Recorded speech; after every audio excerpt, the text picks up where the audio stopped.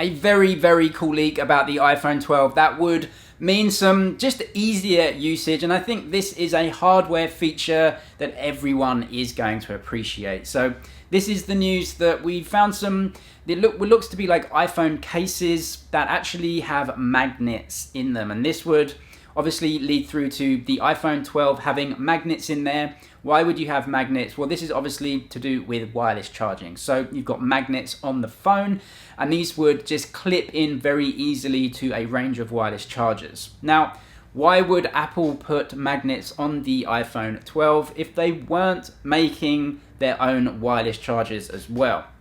You wouldn't expect Apple to do something unless they had their own product to do so. And as we know, AirPower, it's been a disaster, and they've tried to come out with different things. But if we think about it, the Apple Watch has magnets on there. And if the iPhone does too, it means you could have a larger charging mat, and you could make sure that those products are right in the correct position when placing them on a mat. And so, yeah, this leads through to maybe seeing a new type of wireless charger from Apple. We know we've got rumors that Apple are working on this. It may have been smaller than the original AirPower, but certainly Apple do want to come out with this. Now they're taking the charging bricks and everything away from the box. So a really cool leak. I think it just makes sense to have magnets on there. It already happens with a lot of watches, and the smartwatches, they have magnets and it just clips into the holder very well. It's a really good, nice physical feeling that you get when it clips in, and it has a lot of good applications.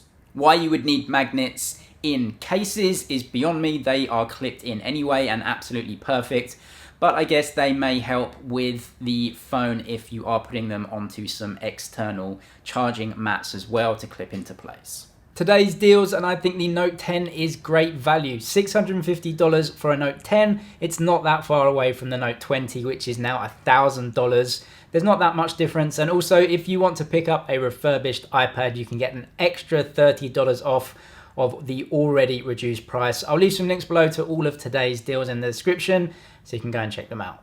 We also get more news that it looks like the iPhone 12 will be sold in stages this year. And we know we've got loads of news about delays, which are just obviously going to happen now. But the actual time when they come out, we don't really know. It looks like the iPhone 12 may come in 2 stages. So a couple of phones early and a couple of phones a little bit later. So you have the 5.4 inch, the brand new form factor, the small form factor probably coming later, and maybe the bigger one, the very big version, also coming later, because there's new technologies in those and obviously new production lines that have to change. So 2 coming before and 2 coming after seems to make sense. They can't do all four at once, but they do give some people some of the devices as early as possible. Also in Samsung news, it looks like they're doing something that is actually very good, and it's not to do with hardware, but software. It looks like starting with the Note 20 series, they're going to be giving 3 years of software updates, and this is a really good move because let's face it, hardware these days, it's really iterative when it comes to improvements, and something that Apple has always had and probably always will have over Android manufacturers and Android brands is the software updates. And we know why Apple do this. They want to keep people in their system because they earn money from it. This is a great move from Samsung. This is what should be happening. I'm sorry, but you cannot expect to spend $1,200 and then just be forgotten about like 2 years after and get no updates. That's just absolutely unacceptable, and this is a good move from Samsung. 3 years is good, but yeah, I'd hope for more in the long run, even 4 years. We also get this leak of the Pixel 4a 5G and the Pixel 5. So as we know, the Pixel 4a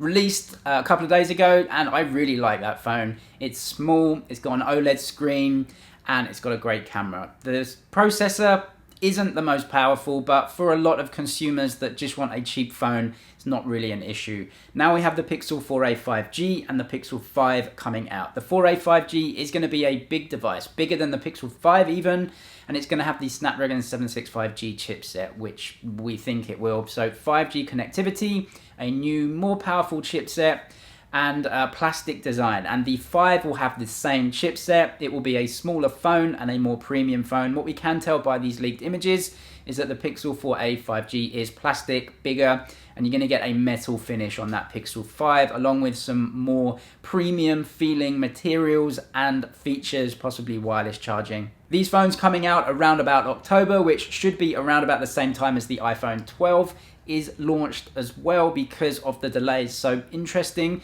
to have that really powerful iPhone 12, the premium Pixel 5, but with a mid-range chipset. It'll be an interesting decision, and to see what the price differences are between all of those, I think there might be some decisions to be made. That's it for the news today. Thank you for watching. Subscribe if you liked it, and I'll see you in the next one.